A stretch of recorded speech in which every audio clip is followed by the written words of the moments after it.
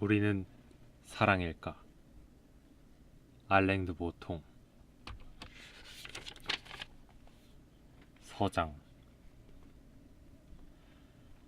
앨리스가 어떤 사람이냐고 물으면 사람들의 입에서는 대뜸 몽상가란 말이 나왔다. 문명과 그에 따른 회의주의란 외피 아래에서 그녀의 눈빛은 꿈꾸는 듯 현실에서 벗어나 영원히 다른 세상으로 빠져든 사람처럼 초점을 잃었다. 옅은 초록 눈동자에는 상실감과 불완전한 갈망이 섞인 우수가 깃들어 있었다.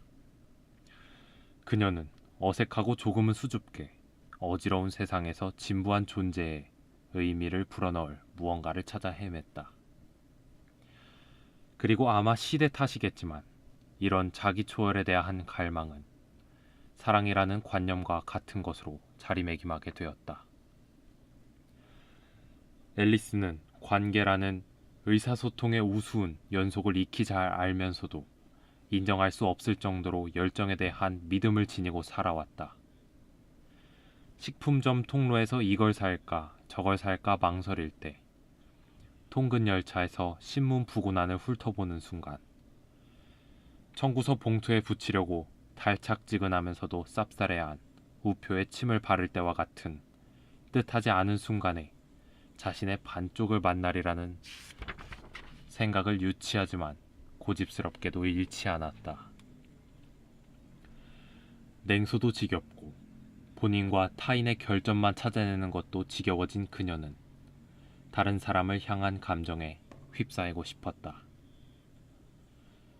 선택의 여지 따위가 없는, 한숨 지으며 하지만 그이와 내가 정말 어울릴까? 하고 물을 새도 없는 상황에 맞닥뜨리기를 바랐다. 분석이나 해석 따위가 불필요하고 물을 필요도 없이 상대가 자연스레 존재하는 그런 상황을, 상대의 짙은 눈짓이나 세련된 정신세계 때문이 아니라 저녁 내내 혼자 일기수첩이나 들여다보고 싶지 않아서 연애를 하려고 하는 것은 낭만적인 사랑 개념에 전혀 어울리지 않는 일이다. 자기 문제를 홀로 직시하지 않으려고 다른 사람의 문제를 끌어들이는 것보다 더 혐오스러운 일이 있을까? 하지만 보람도 없이 지치도록 탐색한 끝에 상상력을 길러주는 존재와 주택 대출금 부담을 함께 짊어지기로 한다면 그것은 용서받을 만한 일이다. 그 사람은 우리에 대한 지속적인 관심을 버리지 않을 만큼 좋은 사람이어야 한다. 그의 구분등과 특이한 정치적 견해, 새된 웃음소리는 무시할 수 있어야 하며 우리는 더 나은 상대가 나타나리라는 희망을 간직할 수 있다. 앨리스는 사랑을 이런 실용적인 의미로 생각하기 싫었다. 수영장에서 우연히 만난 인물과 사귀는 것은 마땅치 않았다. 그건 생리적, 심리적 필요라는 미명하에 사교계의 불량품들과 비겁하게 타협하는 거니까. 일상생활에 미묘한 농담이 필요하긴 해도 어른의 세계에는 초월이란 개념이 끼어들기 어려워도 그녀는 시인들과 영화인들이 미학의 마법 공간에서 아름답게 그려낸 영혼의 결합 같은 관계가 아니라면 타협하지 않을 작정이었다. 다른 갈망도 있었다. 인생이 마침내 시작되는 순간에 대한 갈망. 의기소침함과 무기력한 반사작용은 막을 내리기를 바라는 마음. 스스로 어두운 기분이나 자기 혐오에 처박히지 않는 정서에 대한 갈망. 물리적인 욕구도 있었다. 거울이 더 침침해지기를 바라며 숨을 짧게 들이쉬고 노려보지 않아도 되는 얼굴. 패션 잡지에 나오는 햇살 가득한 생활. 번듯한 집과 맞춤 의상, 고상한 의상실에 걸린 실크 블라우스, 남극 해변에서 보내는 휴가가 어우러진 D.H. 로렌스의 정의에 따르면 그녀는 다른 사람, 다른 나라, 다른 연인 같은 다른 것의 향수를 느끼는 사람이라는 점에서 낭만주의자였다.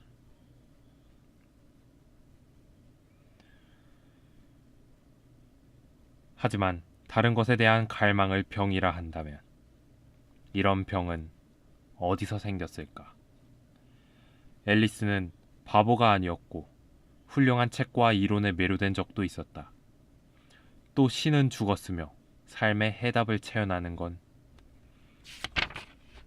인간임을 알았다. 만족한 여주인공의 만족한 결말, 행복한 결말로 끝나는 허섭 쓰레기 판타지는 문학이 아니라는 것도 알고 있었다. 그러나 연속극과 같은 후렴구가 달린 노래를 좋아하는 그녀는 아직도 구세주가 나타나기를 기다렸다. 앨리스의 주장대로 물질만이 전부는 아닌 이 세상에서 그녀가 하는 일은 소호 스퀘어에 있는 큰 광고 대행사에서 광고주를 관리하는 일이었다. 몇 해 전 지방대학을 졸업한 후 소비의 향락과 그런 소비를 유도하는 덜 만족스러운 일을 혼동한 바람에 이 회사에 취직했다. 그녀는 넓은 사무실의 한 모퉁이를 회계부서의 동료와 함께 쓰면서 형광등 불빛과 찬 에어컨 바람 속에서 일했다. 업무가 끝나면 지하철을 타고 얼스코트에 있는 아파트로 돌아갔다. 함께 사는 친구 수지하고는 이제껏 다툼 없이 가사를 분담했지만 최근 앨리스는 얼마간 불안한 마음으로 집에 돌아왔다.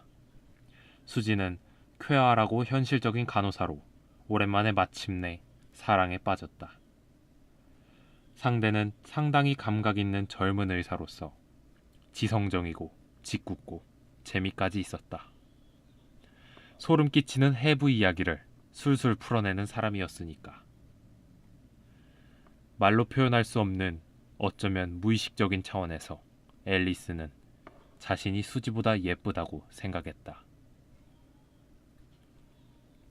대단한 차이는 아니지만 그래도 타고난 장점이 있었다. 예전에는 그녀가 수지를 위로했으나 부족하나마 괜찮은 남자가 나타날 것이고 발목이 굵은 건 문제가 아니며 중요한 것은 성격이라고. 매력적인 덕분에 전화 응답기에 걸려오는 전화가 많은 사람으로서 수지에게 그런 위로를 해주었다. 그런데 발목이 어떻든 앨리스는 매트와 수지가 서로를 바바, 미미라 부르면서 이유 없이 키득댈 때마다 애써 웃음을 지어야 하는 처제가 되고 말았다. 내가 누군가 만나더라도 우린 계속 친하게 지낼 거라고 늘 말했잖아. 어느 날 밤 수지는 앨리스의 손을 다정하게 잡으면서 말했다. 이 넓은 세상에서 넌 내 가장 친한 친구고 난 그 점을 잊지 않을 거야.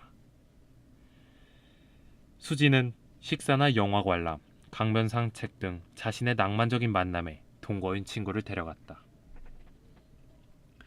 하지만 마음 씀씀이가 감동적이긴 해도 앨리스는 점점 수지의 배려를 받아들이기 힘들었다. 속으로는 박탈감에 시달리면서도 친구를 위해 행복한 표정을 짓고 있을 수가 없었다. 집에서 혼자 거실 소파에 앉아 전자레인지에 데운 인스턴트 생선이나 인스턴트 닭고기 음식 접시를 무릎에 놓고 전쟁으로 유린된 지역의 운명에 관심 있는 척 뉴스를 보며 저녁 시간을 보내는 편이 더 좋았다. 그녀는 이제 사람을 만나고 싶지 않았다. 아니, 애인이 없으니 오히려 사람이 필요치 않은 듯이 느껴졌다. 친구의 범죄에 드는 남자는 많았다. 그녀는 곧잘 남들의 안부를 묻고 생활에 관심을 가져주고 그들의 이야기를 기억하고 아른 채 해주는 그런 성격이어서 수첩에 친구들의 전화번호가 넘쳐났다. 남자를 사귀고 싶은 마음이 없다면 이런 친구들이 곁에 있기 때문일 터였다. 이들이 혼자라는 느낌까지 없애주지는 못하겠지만 활기찬 얼굴들로 둘러싸인 자리에 앉아 있어도 고독은 멈추지 않았다. 다른 사람의 관심이 보통을 넘어선 정도여야 고독은 끝날 수 있었다. 앨리스는 우정은 비겁의 한 형태일 뿐이며 사랑이라는 더 큰 책임과 도전을 회피하려는 것이라는 프루스트의 결론에 찬성하고 싶었다. 객관적인 눈으로 자신을 들여다보면 자기가 측은해지고 자기 연민이 고개를 드는 법이다. 그럴 때에는 이런 생각이 든다. 모르는 사람이라도 이런 경우라면 안쓰럽게 느끼겠구나. 자신의 불행은 자기 연민을 더욱 부추기고 슬픔이 슬픔을 부른다. 그 말에 각인된 경멸적인 관념은 고민을 과장하고 진실한 동기 없이 동정을 남발하기 쉬운 역사적인 성향으로 연결된다. 자기 연민에 빠지면 평범한 시련을 당해도 스스로를 비극의 주인공으로 생각하게 된다. 그럴 때 사람들은 목이 아프다며 스카프를 친친 두르고 사방에 약을 버려놓고 폐렴에라도 걸린 듯 콧물을 흘린다. 기질상 앨리스는 이럴 여유가 없었다. 그럼에도 최근 몇 주간 울음을 터뜨리고 싶은 강한 욕구와 맞서 싸워야 했다. 동료들과 점심을 먹을 때나 금요일 오후에 영업회의 때처럼 아주 엉뚱한 때 불쑥 감정이 복받쳤다. 눈이 붓는 느낌에 눈물을 참으려고 눈을 감았지만 눈을 감은 압력에 밀려 짠물이 뺨을 타고 흘러내렸다. 괜찮으세요?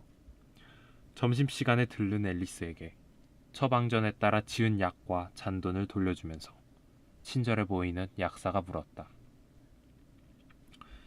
네, 그럼요, 괜찮아요.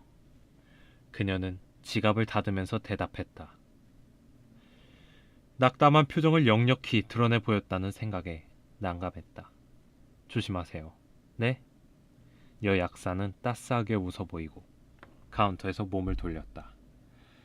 앨리스는 자신이 왜 이렇게 절망하는지 납득하지 못했다. 행복이란 즐거운 상태가 아니라 고통이 없는 상태라고 정의하던 자신이 아닌가? 괜찮은 직장이 있고 건강하고 살 집이 있는 마당에 왜 주기적으로 아이처럼 울고 짜고 난리람? 불만이 있다면 자신이 타인에게 아무것도 아닌 존재라는 것, 그것뿐이었다. 지구상에서 그리고 거기 사는 사람들 사이에서 그녀 자신은 불필요한 존재 같았다. 아마 눈물 뒤에는 그녀가 어느 날 지구 밖으로 미끄러져 떨어져도 그 빈자리를 1분 이상 생각해주는 이가 없으리라는 그런 서글픈 의심이 웅크리고 있을 것이었다.